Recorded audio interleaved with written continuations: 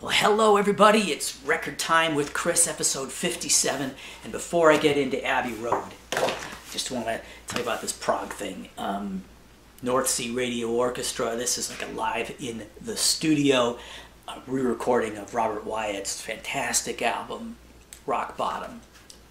And they, unlike, some tributes, including tributes to him, this is really well done. They've got, it's just like intelligent. I think the thing is a lot of effort was put into the orchestrations. So you have the usual, guitar, bass, drums, and the piano and organ, but a lot of the people are multi-instrumentalists, so you get vibraphone, and there are strings and woodwinds on there as well. It's really well done. And if you know the album and know that sort of, if you wish there was more of that like Canterbury sound out in the world these days, you'll really enjoy this. Also, the packaging is really super nice. There's a nice texture to the paper. It's screen printed on here, and it folds out into a really interesting shape. So you get folds up and down. And on the inside, here's the back. On the inside, you get this card. The CD's mounted on this card, and the CD has 4 songs that are not on the LP, that are just other songs you'd know if you're a Robert Wyatt fan. It's advertised as colored vinyl. This one's black. I don't know what the deal there is. And you also get this additional panel with more art and lyrics. So, I guess that's it. Oh, no, wait, the Beatles, huh? Yeah, let's talk about that. All right. Right, the version I'm going to unbox for you is the 3 CD, DVD, and Blu-ray version. Now, it's in a big, heavy box. The vinyl box looks just like this, except it's slightly thicker, maybe more like an inch thick. So, let's see here. I'm not even going to bother talking about the versions that are, have fewer discs, because I know if you're going to watch this, you want the whole thing. Okay, now, it's all inside this nice glossy book. And the discs are held in these pretty cool pockets. And there you go. The discs that have the Outtakes, or 2 CDs of Outtakes, also have,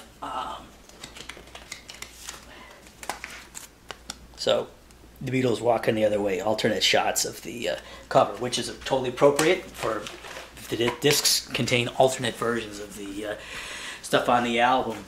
On my notes here. So, let's show you the book. And the book, it's a great book, and it's, what you expect. Detailed, track by track, essays putting it in the context of the Beatles, and lots of great photos and, track sheets and all kinds of stuff. It's a great book, well written. There's a 5.1 remix. There's also one for Dolby Atmos, which is, you've got, it's sort of like a 7.1 new Dolby thing with speakers either on the ceiling or firing up towards the ceiling. I don't have that set up, so I can't comment on it, although Alan Kozin told me that he did, and there are no big differences between the 5.1 and the Dolby Atmos mix. And there's a new stereo remix.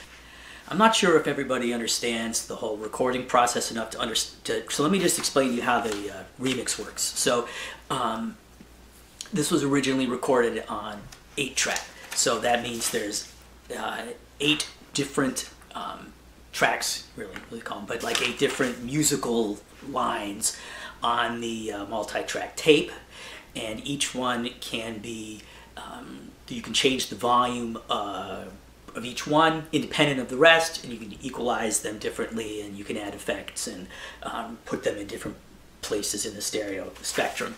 So it'd be, but the thing is, the tape gets filled up pretty quickly. So it might be something like this, where you've got like 3 tracks for the drums, and then like bass will end up on one, and John and George's guitar, and like a guide vocal, and maybe Billy's in there as well, Billy Preston. But now there's no room on here for like a double track vocal or backing vocals, the orchestra if we're talking about something. So what they do is they'll bounce it down either on this tape before they add some of this stuff, or to a separate machine. I don't know if they probably didn't have 2 8-tracks, but so what you get is you might get like all the drums and the bass on one track. That means that they're mono, and they're once you do it, you can't change the volume of the bass relative to the drums, and the drums are all together. And you might even combine John and George's guitars first time around, and then Billy, and then you can add like the backing vocals here, and you've got a track for like the Moog if you want. You could probably put that on the same with the backing vocals, and then 2 tracks for the orchestra and stereo if you need it. So anyway, what they do for this is they'll go back, take the one that's all split up, and then sync the other things with it. So what that means is basically if the drums and the bass are all together in mono, now you can pull them out and whatever, just use them separately. So that's kind of what's going on here, and that's how you get a stereo remix, and of course that's how you can do the 5.1 or the Dolby Atmos mixes. The 5.1 mix is well, I'd say it's true to the spirit of the original stereo mix. They don't have stuff flying around often, and for the most part they use the rear speakers not to place things so that they sound like they're coming from behind you, but more so that they kind of pull the sound towards you. So often you'll still kind of have bass, drums, guitars, keyboards in the just like spread out across in front of you. The vocal is coming out of the center channel speaker, which is nice because it just kind of lets it sit on its own in the mix, so you just a little more clarity to it. And then it's like the orchestra and some of the kind of like fill-in guitars or the organs that are like barely noticeable in the stereo mix. A lot of those are they just kind of pull them over you, and you don't experience. It doesn't exactly feel like you're in the middle of it, but it just kind of separates things a little bit. It's crafty, but there are some things that go in the back, like the clap, the echo from the clap in shooting. That clap is in the back, and of course things that like in the original stereo mix of Sun King, the guitars and the bass are kind of like slowly moving. They're slowly panning. Well, in the 5.1 mix, they swirl around that stereo space. Similarly, at the end, instead of having Her Majesty just go from right to left in front of you, now it starts right behind you and swirls around to the left behind you. So there are a lot of times it's really just kind of makes sense with what's going on. The biggest change that I noticed is like logical and actually really cool is the guitar battle, the triple guitar solo, whatever you want to call it, in the end. In the stereo mix, original stereo mix, it's mono and it's just right in front of you. Stereo remix, they move them around a little bit, but what they've done with this one is they put Paul on the right, George on the left, and John in the center. So as they're going through the 3 of them, it just makes it easier to tell that there's like 3 guys all playing, kind of trading it off. It's a good effect. It was a good decision. Everything sounds just much clearer, to be honest.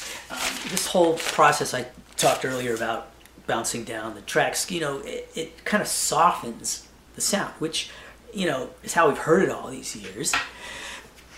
But now everything just kind of has more presence. It's brighter, not in the sense that like it's treblier, but you just hear everything. Just hear everything better. It's like the difference between a slightly hazy day and a clear sky, I guess. Also, the bottom end is much bigger. When they were mixing and mastering for vinyl, you have to take the low frequencies out or soften them because that'll make the needle jump in the groove. Well, that's not a problem for those CDs or the Blu-ray. So, and a lot of people will be, have subwoofers anyway. So, what it really does is it makes the heavy songs like Come Together and I Want You, She's So Heavy. It makes them like it makes them super heavy. It's great. It's like, like they're awesome just the way they've been since 1969, but it feels like we get just a little more of John's vision here. And at the end of I Want You, She's So Heavy, you know how there's those guitars that riff keeps repeating, and then it gets thicker and thicker as they add, because John and George overdubbed a whole bunch of guitar parts, like it's huge, and then the Moog is coming in, right, with making that white noise sound, whoosh, that stuff. There's a low rumble that must be coming from the Moog as well that I never noticed before, which so as the texture's getting denser and you're more like it's laying on top of you, and it also you're if you have a subwoofer, you starts to rumble, and of course it builds, and then silence where John had them cut the tape. So it kind of sets up the nice, bright, almost tinkly guitar at the beginning of Here Comes the Sun. It's another way that the Beatle people, like, they were thinking about it as an album, not just as songs and like what's the best mix for this song. They're like using some songs to kind of set up what your experience will be like with the future ones. It's well, I mean, that's the Beatles, right? There's also a psychological effect at work here, where you're going to listen to any remixed or remastered album. At some point, you're going to listen to it deeply to try to think about the details of what they've changed compared to the original one. Do you like, which one do you prefer, or is it just like vanilla, chocolate, strawberry, and they're just different versions of the same thing? But the kind of listening that you do to the remix will, so you'll notice things in the remix. Like I noticed that Paul's vocal is double tracked on the screamy parts of Oh Darling. When you told me you didn't need me anymore. And I thought, oh, that's weird. I didn't notice that. I think it's single tracked on the original mix. In fact, in my head, it is.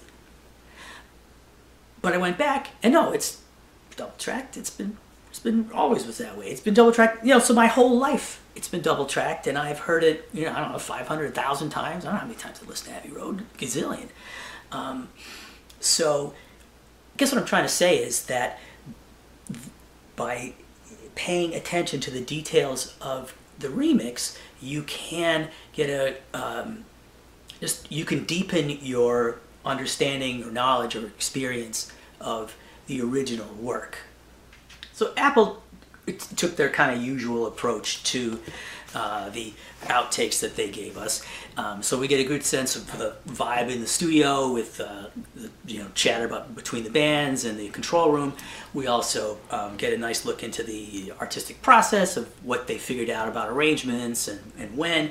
And it also shows that they were fantastic musicians, even all the way to the end of their career, or as a band. It feels like they give us more studio chatter than they used to. Obviously, they figured out that fans really like hearing it. Also, there's some really interesting moments that are captured on here. In fact, the first sessions disc starts with they're working on Come Together, and they get a noise complaint. And so John jokes, what are they doing up at this hour? It's pretty funny. And while we're talking about Come Together, I should mention that another typical Apple thing is, in order to make the outtakes a good listening experience. They'll edit things together or fly stuff in from something else if they need to. So this is the beginning of the last take they did loud before they turned everything down. It's not the take that they used, I don't think. And then they stitched on like a rough mix of the ending, and so they don't have the Moog stuff on there yet. But what they do have that makes it really cool is there's a lot more of Billy's organ. So there are a couple, just he played some more of those like little short solos in there. It's just really pretty cool. There's a moment right before take 7 of the Ballad of John and Yoko that I think is kind of out there in Beatles lore, but it's really cool to actually get to hear it. John and Paul are the only Beatles who are on that, and so the basic tracks are Paul on drums and John on acoustic guitar and a guide vocal. So John makes a comment about the tempo to Paul, but he calls him Ringo, and Paul responds, "Okay, George." And the end is interesting to me too, because if you know the finished version of the song, just kind of out of nowhere comes this, it ends with this weird guitar thing, right, melody, where they're actually quoting a guitar line from "Lonesome Tears in My Eyes." That's da da da da da da da dum bum ba ba ba ba ba dum ba ba dum bum bum. The end. Well, I just figured that was like they threw that on late in the recording process because they didn't really know what else to put there, but they were definitely planning to do it because you can hear Paul changes the beat right at the spot where that's later added. According to the book, when somebody interviewed George about him not being on the Ballad of John and Yoko, his response was, "It was none of my business. If it was the Ballad of John, George, and Yoko, I would have been on it." There are some demos on here which really just confirm what we already knew, which was that George was writing a lot more songs than he used to, and Paul, never stops. That guy, he's got demos of songs that he gave away to other Apple artists. There's a myth out there that the medley on side 2 was constructed by, overbearing Paul out of a bunch of stuff that the Beatles had recorded and they didn't know what to do with. Like somehow the Beatles would record half songs. That never really sat right with me, and this shows that medley, which the Beatles were calling the long one, really was more like a day in the life, where you've got John wrote some stuff and Paul wrote some stuff, and then they tried to figure out how they all could fit together, and then recorded stuff that could stick them together, right?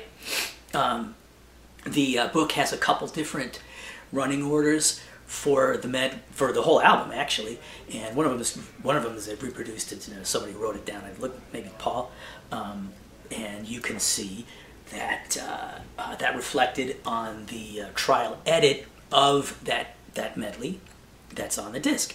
And what's cool is in both of those, they have Her Majesty in its original location in between Mean Mr. Mustard and Polythene Pam. Now,